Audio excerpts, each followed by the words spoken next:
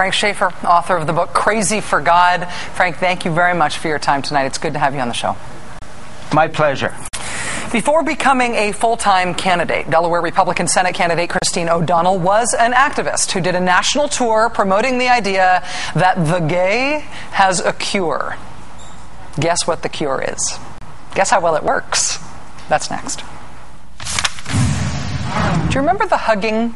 You know what I'm talking about. Don't pretend like you don't. The cuddling that was seared into your brain when we showed this tape. I'm talking about the ex-gay conservative activist, this guy who says that you too can be an ex-gay through the power of cuddling with him. It's non-sexual. It establishes like parent-child relationship. So he didn't experience this growing up with his dad. Rob, do you feel a sexual connection right now? No, I don't. I feel very safe and very comforted, and it just feels wonderful. That expert there also said the gay could be cured by beating a pillow with a tennis racket while screaming at your parents. I was angry at my mother. Okay. So I started saying, Mom! Mom! Mom! Mom! Why did you do that to me? CNN lady's like, okay. That master of ungaying the gay is Richard Cohen. He wrote a book called Coming Out Straight, Understanding and Healing Homosexuality. He appeared on this show last year, you may recall. For the record, after seeing him, even I'm still... yeah, anyway. The Cure the Gay movement is not just this one guy. It's not just Richard Cohen working alone out on the Wild West fringe of American politics. Conservative activists for years have argued for and advocated for and funded this idea that gayness can be cured, can be hugged away or prayed away or otherwise psychologically beaten out of you. One such activist is the woman who's now the Republican Senate nominee from the great state of Delaware, Christine O'Donnell. Back in 2000, as president and founder of the Saviors Alliance for Lifting the Truth, Miss O'Donnell held a press conference with other anti-gay conservative groups at the National Press Club. The featured guest was her organization's then spokesman, a young man who proclaimed that he had been cured of the gay. That lasted about a year or so. Christine O'Donnell's ex-gay spokesman became an ex-gay when he told the magazine The Advocate that he had been uncured of the gay. He now had a boyfriend and he was a whole lot happier now. Thank you very much. The man is named Wade Richards. He made and released a video this week in which he addresses his association with Christine O'Donnell and this organization, The Salt, plus the whole you can be cured of being gay scam. In 1998, feeling guilt and shame about my same-sex attractions, I entered into an ex-gay residential reparative therapy ministry called Love in Action in Memphis, Tennessee. In 2000, after graduating from Love in Action, I was in contact with Christine O'Donnell, the founder of the Saviors Alliance for Lifting the Truth. Shortly after, I became aware of Christine O'Donnell's radical beliefs when she introduced me to Peter LaBarbera from Americans for Truth about homosexuality. They say they're fighting the gay agenda. In reality, they have an agenda of their own. Do you really want organizations like this promoting, funding, and endorsing candidates to sit on the United States Congress? I think not. In the late summer of 2000, after being completely worn down by becoming the ex-gay political poster puppet for these organizations and still struggling with same-sex attractions, I decided that I needed to come to Christine and let her know that I was struggling so much. Christine O'Donnell may be new to us. You may not have seen her or heard of her before she won her Senate primary this week. She may be a new face on your TV machine, but Christine O'Donnell has been toiling away in the conservative movement for years. Those of us who had toiled for years in the values movement suddenly found ourselves surrounded by Americans who had rediscovered the most fundamental value of all, liberty. The liberty to be fake cured of your homosexuality and then forgotten and ignored when the cure doesn't take. Joining us now is Wayne Bezin, Executive Director of Truth Wins Out, a nonprofit organization that fights anti-gay extremism. Wayne, it's nice to see you again. Great to see you. First of all, could you explain your involvement in this story? Because I know you played a role here. How did you know Wade Richards? Well, we debated on the Alan Combs radio show, and Wade was really good and very convincing, and he said, Jesus cured me, and I've been saved, and I'm happy, and I'm free. And I don't know why, but at the end of the show, I said, if you ever want to come out of the closet, give me a call. And he said, no, I'm free. I've been saved.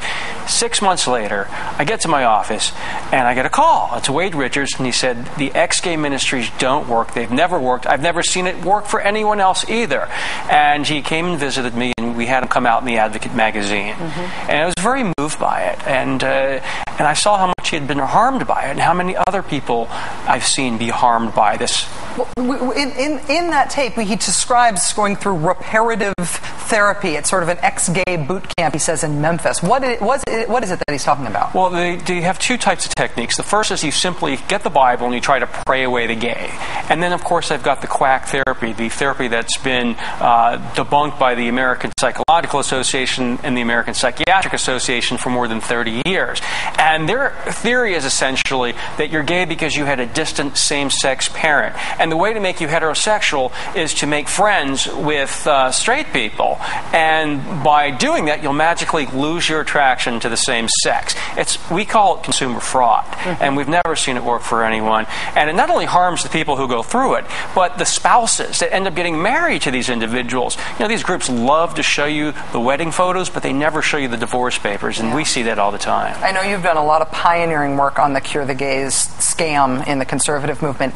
Is it fair to say that Christine O'Donnell played a significant role in it? She was a big promoter of the whole Pray Away the Gay ministries. And she went across the country with Wade Richards, kind of a dog and pony show, and tried to convince people that this was the magical cure.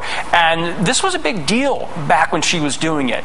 The conservatives jumped on this whole ex-gay bandwagon around 1998. Polls started showing that the whole fire and brimstone part of the ministry that they were doing, and gays are going to hell, wasn't playing. So they had to do something more kind and gentle. And they jumped on this ex-gay bandwagon, and they launched a campaign in 1998, $1 million campaign that was called Truth and Love to soften the message up. And Christine O'Donnell jumped on that as well. And she went along with this. Of course, the spokesperson for the Truth and Love campaign I photographed in a gay bar, obviously he hadn't changed very much. Wow. It's an incredible story, and I think it is important. I think we're going to be understanding a lot now that she is sort of a big national movement, conservative movement superstar, understanding where she came from. Wayne Bezin, Executive Director of Truth Wins Out. I have a feeling we'll be talking to you about this again. Thanks, Wayne. Thank you. Nice to see you. Nice to see you.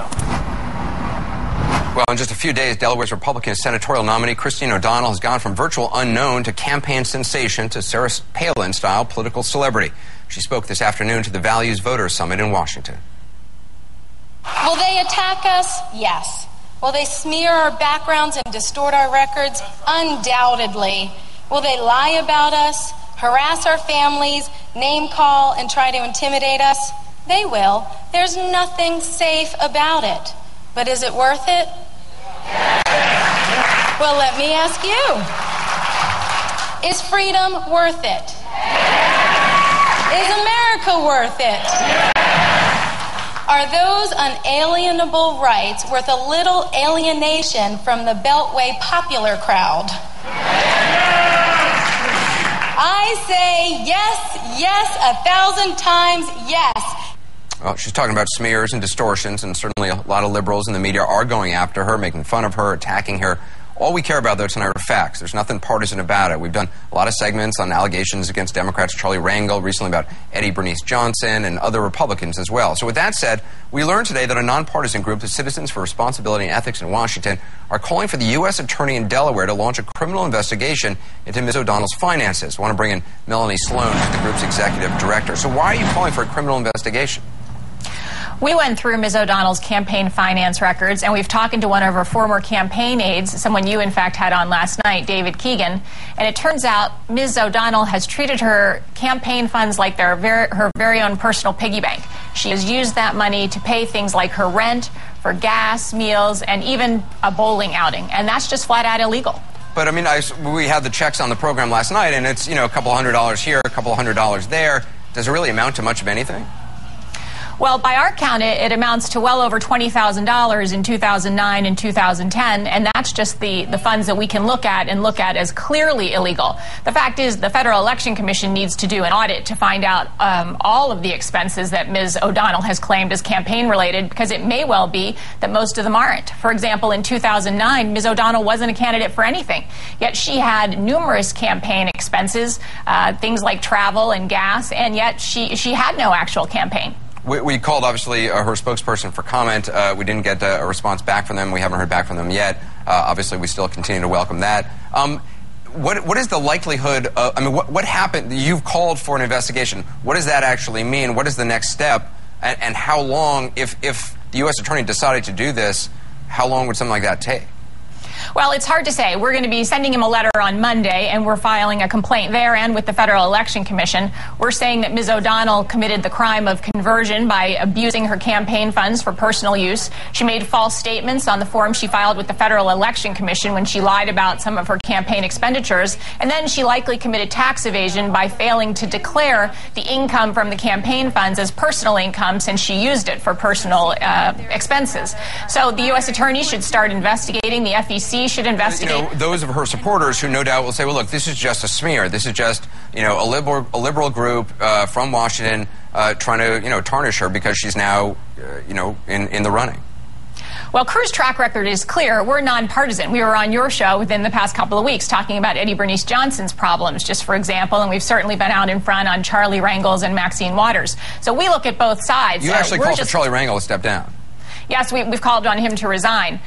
We're about right and wrong, and not about black or white, Republican or Democrat. And it is flat out wrong for a candidate for the U.S. Senate to be stealing her campaign funds and using them for personal use. And you don't have to just take Cruz's word for it. You have her former campaign aide, a self-described conservative, who's the one who brought this to our attention, who supplied an affidavit for us talking about, for example, the times in 2009 when she used campaign funds to pay her rent to this campaign aide's nephew, who bought her house in 2008 when it was about to be foreclosed upon. Even if the U.S. Attorney in Delaware, though, believes, you know, there's cause here for an investigation, that's a tough call for them to be investigating somebody. I mean, it looks political no matter how you slice it. Well, David Weiss, the U.S. Attorney for Delaware, was in the U.S. Attorney's office during the Bush administration, so he's not, by any stretch of the imagination, an Obama appointee. And whether or not it looks political, it is up to the Department of Justice to keep our elected officials honest, to keep our candidates honest, and this goes to the very heart of our democracy. Everybody has to follow the same rules, Ms. O'Donnell included. It is obviously important to all of us that homosexual marriage does not become the law of the land. Let me tell you that for every logical argument we can bring to show that it's a very bad idea, the other side, spreading the stain of secular socialism, will bring 3 better arguments that it's a very good idea, and then it's simply our argument against theirs. It turns out that you have to go into rehab if you use the word faggot. So